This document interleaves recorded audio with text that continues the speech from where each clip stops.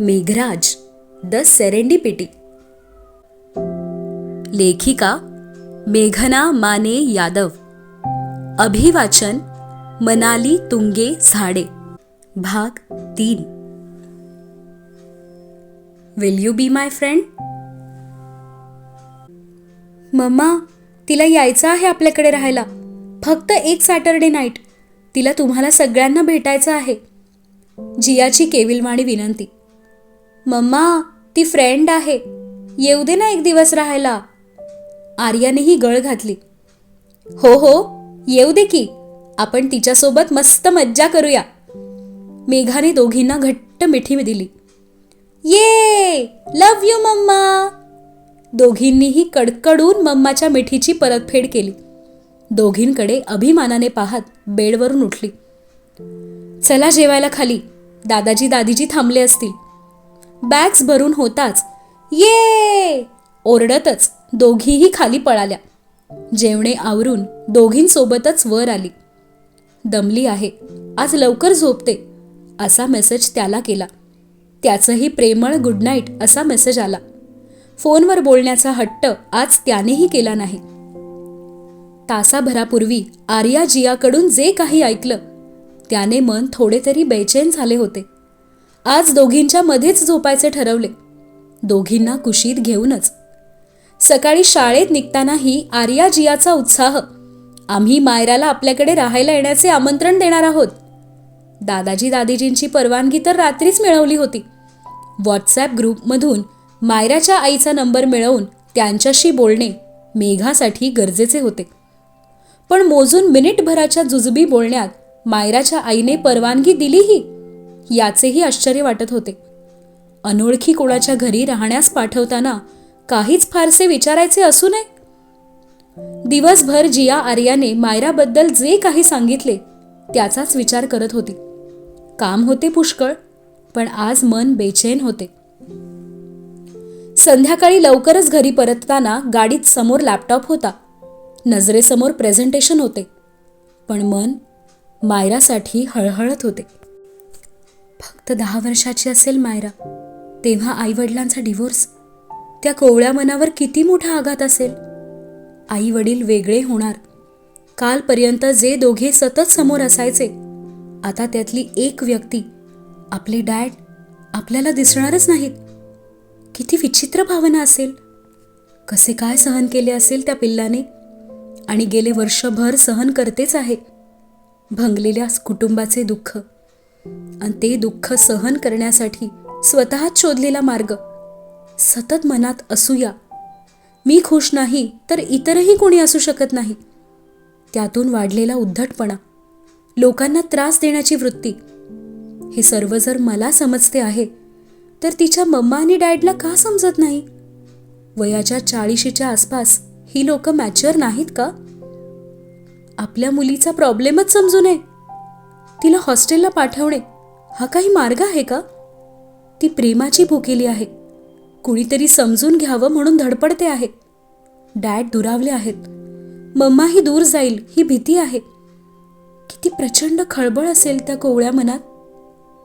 मी वाईट नाहीये, मी आहे थोडीशी तरी चांगली, घ्या ना मला आपलंसं मानून, अशीच साथ देत असेल ना तिचं मन. मला जिया आर्याचा अभिमान वाटतो की ती साथ त्यांनी ऐकली. लहानच तर आहेत माझ्या सोनपऱ्या. मायराच्या मॉम डॅडने जे काही केलं ते चूक का बरोबर हे समजणं किंवा समजून घेणं त्यांच्या कोवळ्या मनालाही शक्य नाही. पण त्यांनी मायराला समजून घेतलं आणि आपलंसं मानलं. सहजच मैत्रीचा हात पुढे केला. तिचे शाळेतील 6-7 तास तरी आनंदी असावेत म्हणून दोघीही प्रयत्नात आहेत. जिया मला म्हणते, आम्ही तिच्या मम्मा डॅडबद्दल फारसं काही बोलतच नाही, ती हर्ट होईल ना. पण हळूहळू तिच्या न्यू सिस्टरबद्दल विचारतो. आर्या म्हणते, मम्मा, मायरा आणि तिची न्यू सिस्टर पण फ्रेंड होऊ शकतात ना, जसे मी आणि जिया. आम्ही ॲटलिस्ट तो ट्राय तरी करणार आहोत, सो दॅट ती घरी पण थोडी हॅप्पी राहील आणि तिला कोणी हॉस्टेलला पाठवणार नाही. बापरे, माझ्या या एवल्याशा चिवताईंचे हे भन्नाट प्रयत्न. मलाही काम दिले आहे. मायराच्या मम्माशी बोलायचे आणि त्यांना कन्व्हिन्स करायचे की मायराला हॉस्टेलला पाठवू नका.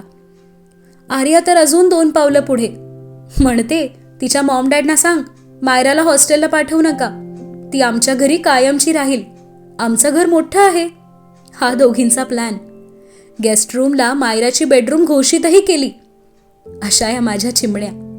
मायराने इतका त्रास देऊनही तिची मदत करण्याचा चंग बांधला आहे. मैत्री असावी तर अशी. आप ठीक हो मेघा? तिच्या टच्च भरलेल्या डोळ्यांकडे अन अडवलेला हुंदका जाणवून त्यानं प्रेमानं विचारलं. शुक्रवारी रात्री व्हिडिओ कॉलवर निवांत गप्पा, पण आजचा विषयच सेन्सिटिव्ह. मायरा, डिव्होर्स, आई वडिलांची अफेअर्स, हॉस्टेल आणि हे सगळं त्याला सांगताना भरून आलेलं मन. ठीक आहे. कसेबसे शब्द ओठातून बाहेर पडले. जान. बस ती एक हाक पुरेशी. आणि तिने अडवलेला अश्रूंचा बांध कोलमडला. राजीव. तिची ही आर्त साद अन हमसून हमसून रडणं. मोबाईलही काही क्षण दूर केला, त्याने असे रडताना पाहू नये म्हणून.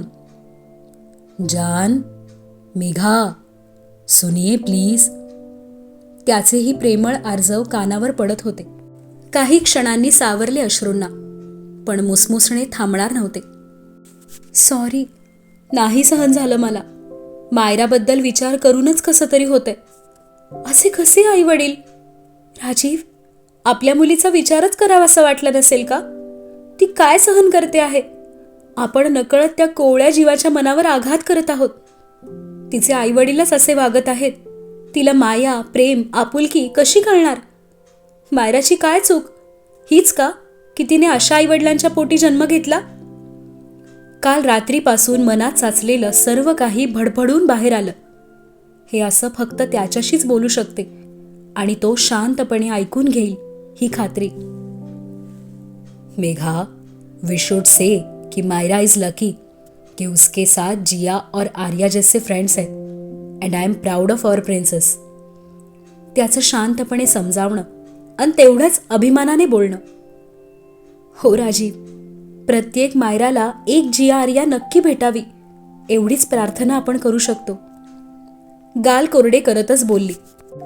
आपण संडेला आरामात बोलू. मैं आ रहा हूं. अभी अच्छे से मुस्कुरा कर दिखाइए. ये क्राइंग बेबी फेस अच्छा नहीं लगता. त्याचं लाडीकपणे बोलणं आणि ती खुदकन हसली. काही क्षण हसतच राहिली. त्याने नि आर्याने मिळून तिला आणि जियाला दिलेलं खास नाव क्राइंग बेबीज. गप्प बसा, मी काही सारखी रडत नाही. नाक मुरडत लटका राग दाखवून झाला. हाँ, अब अच्छा लग रहा है बीवी की प्यारी डांट सुनकर. दिन में एक बार गप्प बसा सुनना जरूरी है. तोही हसत होता मोकळं, आणि ती प्रेमाने न्याहाळत होती त्याला. क्या हुआ बायको, ऐसे क्यों देख रही हैं आप? तिची ती एकटक नजर पाहून तोही गोंधळला. दरवेळी तितलीची शर्मिली आंखे झुकी झुकी पाहण्याची सवय आज अशी एकाग्रपणे कशी काय पाहते आहे? तुम्हाला घट्ट मिठी द्यायची आहे. तिच्या मोकळेपणी व्यक्त केलेल्या प्रेमावर तर भुवया प्रचंड उंचावल्या. क्या बात है जान, आज आपके तेवर बदले से लग रहे हैं. हो, बस तुमच्याशी नुसतं बोलूनच मन शांत होतं. आप दवा हो मेरे हर दर्द की. त्याच्यासारख्या शायराना अंदाजमध्ये बोलत मान डोलावणे. What? Oh god, I feel मुझे फ्लाइट तिकीट प्रीपॉन करनी चाहिए. उद्याच येऊ का घरी? तोही मस्करीच्या मूडमध्ये. नाही नाही, आम्ही सगळे उद्या मायरासोबत एन्जॉय करणार. ओके जान, enjoy. Don't cry now. Let Myra enjoy her stay in our place. छानसं हसतच दोघांनी एकमेकांना गुड नाईट केलं. स्क्रीनवरून ती अदृश्य झाली, तरीही त्याचं मन तिच्यापाशीच रुंजी घालत होतं. माझी मेघा, आज मायरा के लिए रोना बहुत ज़्यादा सेंसिटिव है. किसी का पेन नहीं देख सकती. शायद उसे ये अफेयर एंड डिवोर्स की बातें एक्सेप्ट करना थोड़ा सा मुश्किल है, बट मैं तो सब भुगत चुका हूँ. माया की वजह से। आज अगर माया होती तो हमारा भी डिवोर्स हो चुका होता। माया को मुझसे बिल्कुल प्यार नहीं था, वो प्यार कहीं और ढूंढ रही थी, तो हम दोनों साथ रहकर भी क्या करते। पर मेघा तो 10 साल से उसी समीर को प्यार कर रही थी जो दुनिया में है ही नहीं। She was not ready to move on. मुझे भी इनिशियली डर लगता था, अगर मेघा समीर को भुला नहीं पाई तो हमारे रिश्ते का भविष्य क्या होगा। But finally she accepted my love. Sameer को भुलाना मुश्किल ही होगा, पर लास्ट 2 महीने में हमारा प्यार धीरे धीरे बढ़ रहा है। अब तो मैं हक के साथ कह सकता हूं, शी इज माइन। मेघा सिर्फ मेरी है। आज शाळेतून आणण्यास मम्माच पोहोचली, सिंघानियाच्या पार्किंगशी। मायराची ट्रॅव्हल बॅग आर्याने आनंदात उचललेली आणि तिघीही उड्या मारतच गाडीशी पोहोचल्या। मेघा आंटीला पाहून मायराला आनंद तर झाला, हळूच हसत हॅलो केलं। मेघानेही प्रेमाने तिच्या डोक्यावरून हात फिरवला। तिघींना गाडीत बसवून वरात निघाली मेहरा विलाकडे।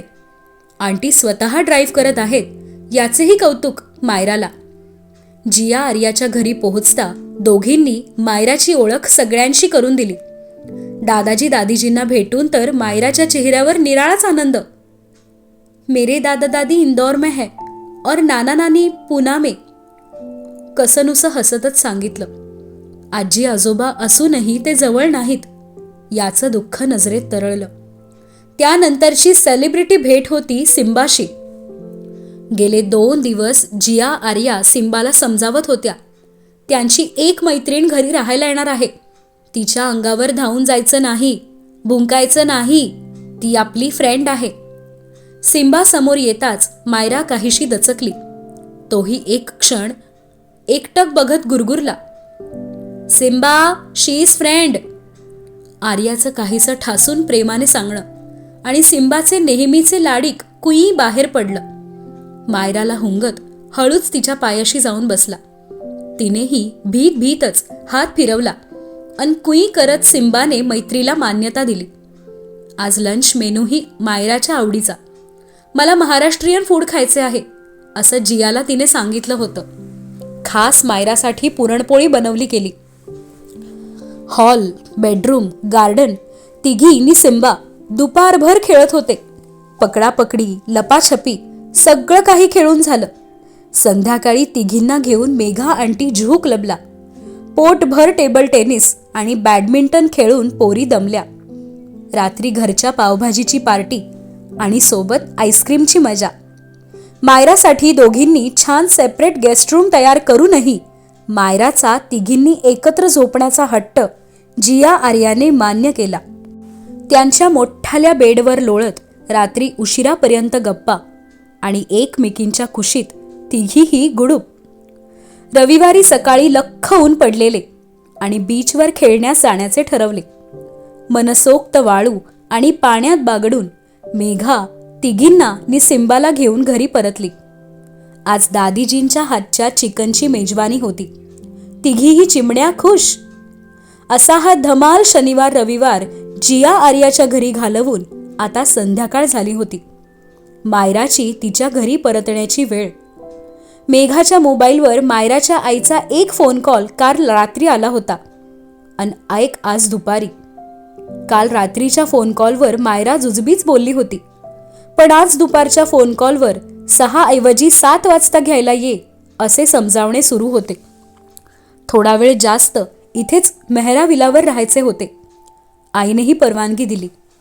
7 वाजता सिक्युरिटीने आत कॉल करून इन्फॉर्म केलं, नेहा वर्मा आली आहे मायराला पिकअप करण्यासाठी, मेघाने आत येऊ द्या असं सांगितलं।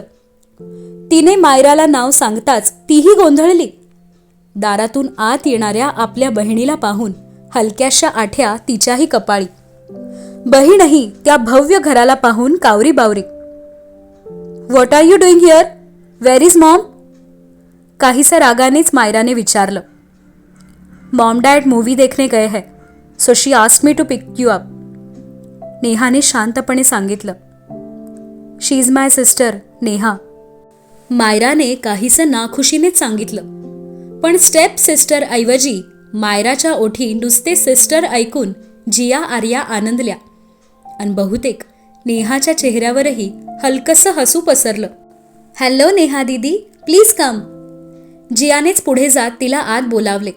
तिने अदबीने सगळ्यांना नमस्कार केला. नेहा थोडा वेळ बसली. मेघाने खास बनवलेली कॉफी घेतली. छान गप्पा झाल्या सगळ्यांशी. मायरा, इट्स गुड ना, तुझी दीदी तुला घ्यायला आली. मम्मा न आल्याने हिरमुसलेल्या मायराला जिया समजावत होती. हो, आता तुम्ही दोघीही घरी जाऊन मस्त एन्जॉय करा, गप्पा मारा, मूवी बघा. तुझी दीदी आणि तू तो पास्ता ऑर्डर करा, तुम्हाला आवडतो ना. आर्या ही प्रेमाने सुचवत होती. नेहाकडे हळूच पाहत मायरा मान डोलावत होती. सगळ्यांचा निरोप घेताना मायरा गहिवरली. मैं कभी भी आ सकती हूं ना. मेघा आंटीला मिठी देत विचारले. हो गराणी, कधीही ये, हक्काने, आणि नेहा दीदीलाही घेऊन ये. मेघानेही तिचे केस कुरवाळले. मेहरा विलाच्या पायऱ्या उतरताना मायराची बॅग नेहानेच उचलली. दोघींचे काहीतरी बोलणेही सुरू होते. मध्येच हसल्याही दोघी. जीवडी, नेहा दीदी तशी छान आहे ना, त्यांची फ्रेंडशिप होईल ना. आर्याने कुजबुजत जियाला विचारले. हो, नक्की होईल. आज नेहा दीदी आली ना आपल्या छोट्या सिस्टर मायरासाठी, तसंच मायराला पण नेहा दीदीचं प्रेम संभेल हळूहळू. जियाने आर्याचा हात धरतच विश्वास दिला. मायरा आणि नेहाला घरी पोहोचवण्यास मनोजभाईंची कार हजर होती. दार उघडून आत बसण्यापूर्वी वळून दोघींनीही छानसे हसत बाय केले. इकडून जिया आर्यानेही जोरात हात हलवला. See you tomorrow in school असं ओरडत. पण दोघी आनंदी होत्या. नेहा आणि मायराला सोबत पाहून खुश होत्या, अनुभवत होत्या सुरुवात एक नवीन मैत्रीची, नेहा आणि मायराच्या नात्याची. कदाचित मायरा आणि नेहा एकमेकांना हेच विचारू पाहत होत्या का? Will you be my friend?